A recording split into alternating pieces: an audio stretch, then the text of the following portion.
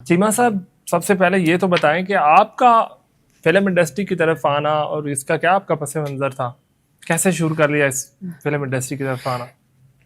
बड़ा लंबा सफर है, पॉडकास्ट का वक्त जी जी इसी में गुजर जाएगा। जी जी। बचपन से अच्छा। एज ए चाइल्ड स्टार मेरा सफर का आगाज हुआ फिल्म इंडस्ट्री से। और मैं उसके बाद बेशुमार मूवीज मेरे सामने बनी। उसका रीजन ये था कि बड़े भाई शफकत चीमा फिल्म आर्टिस्ट हैं। अच्छा। और जब वो स्टूडियो में काम कर रहे थे, बल्कि अभी कर रहे हैं माशाल्लाह। जी अभी जी इन दिनों कुछ माशाल्लाह। तबीयत उनकी खैर खराब है, अच्छा अच्छा, अल्लाह बेहतर की ताला तरफ उनको सेहत इंशाल्लाह दे। जा रही है। तो मैं उनकी सारी मैनेजमेंट किया करता था स्टूडियोज में, अच्छा। जितना उनको डील करना सारा। तो उन्होंने जितना काम किया, वो पाकिस्तान फिल्म इंडस्ट्री के ऐसी बात। जितने डायरेक्टर्स थे मैंने सबको काम करते देखा।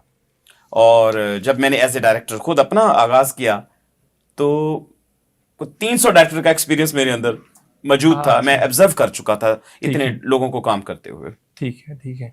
अच्छा, आप उनसे इंस्पायर हुए। मैं तो सच्ची बात है अपनी तरफ से नहीं बल्कि बहुत सारे लोगों की तरफ से कहूँगा कि शफकत चीमा साहब को आप इमरेश पुरी ऑफ पाकिस्तान कह सकते हैं। तो उनके जिस तरह उन्होंने कैरेक्टर्स को निभाया है, तो आपने हदायतकारी की तरफ कैसे रुख आपका मुड़ गया?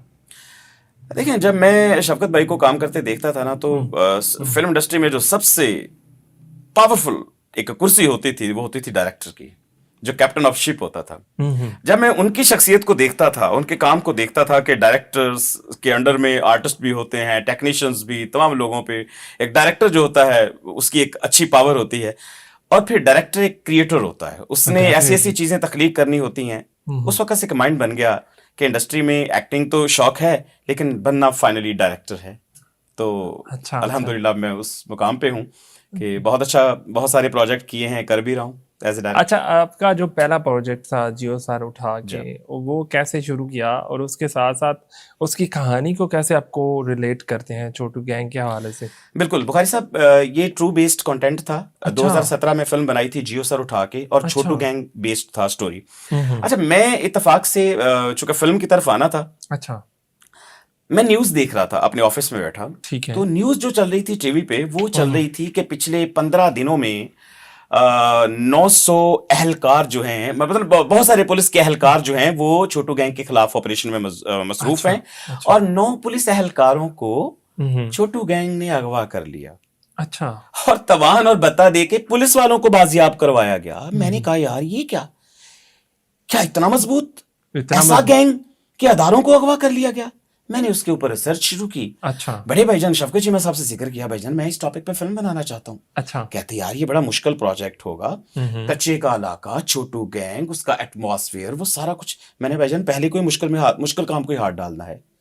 मुझे चीमा साहब ने वहां पे कॉल की, कच्चे के इलाके में रहीम यार खान सैदकाबाद के जो बड़े MP NMS लोग थे। चीमा साहब ने कहा यार मेरा भाई आ रहा है छोटा, इसका जरा लुक आफ्टर करना और इसको वो एटमॉस्फेयर दिखाएं सारा। मैं फिर वहां गया, मैंने वहां की देखा दरिया के पार का वो इलाका कच्चे का। फिर मैंने उस सब्जेक्ट पे काम किया, उस पे रिसर्च की। तो पहली फिल्म बनाई जियो सर उठा के। अच्छा, चूंकि उसमें पुलिस की कुर्बानियां भी थी। अच्छा, मैं थोड़ा सा रोकूंगा, आप पुलिस की कुर्बानी की तरफ आएंगे। जब वहां पे आप जाके रिसर्च कर रहे थे, कोई किसी मुश्किल का सामना भी करना पड़ा, कोई वाकया भी ऐसा पेश आ गया जिसकी वजह से आप हमसे शेयर करना चाहें? बिल्कुल करना चाहूंगा। जी जी। मैं जब रिसर्च कर रहा था, अच्छा, मैं जिन लोगों से बातें कर रहा था वो कच्चे के लोग थे, वही उसके लोग थे। अच्छा। अब वो मुझे खुद ही बता रहे हैं सारा कि यहाँ पे होता क्या क्या है। अच्छा, मैं जब इंटरव्यू उनसे बात करके सारी इंफॉर्मेशन लेके वहां से निकला, तो मुझे बाद में उन लोगों ने बताया जो वहां के MP MNOs के लोग थे। उन्होंने कहा आप पता है जिनसे आप बातें कर रहे थे वो कौन थे? अच्छा। वही तो सारे गैंग के लोग थे। तो ऐसा भी वाकया हुआ।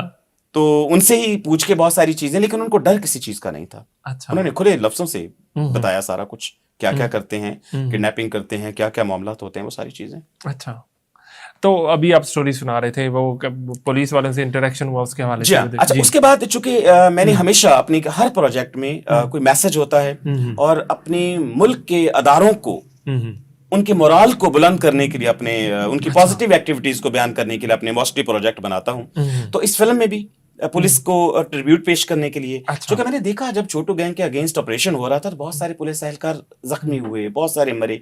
तो मैंने वहीं से कहानी निकाली जियो सर उठा के, जो कि पुलिस फोर्स को ट्रिब्यूट के लिए था, कि 4 दोस्त, 4 पुलिस वालों की कहानी। छोटू गैंग वहां पे जाते हैं, उनका ट्रांसफर होता है, और वो कैसे उन लोगों तक पहुंचते हैं और उन उस क्राइम में, उस जमीन पे किस तरीके से वो अपना ऑपरेशन करते हैं और क्लाइमेक्स पे जाके फिल्म पे उस मुकाम तक पहुंचते हैं कि उस क्रिमिनल एक्टिविटीज को खत्म करते हैं वो।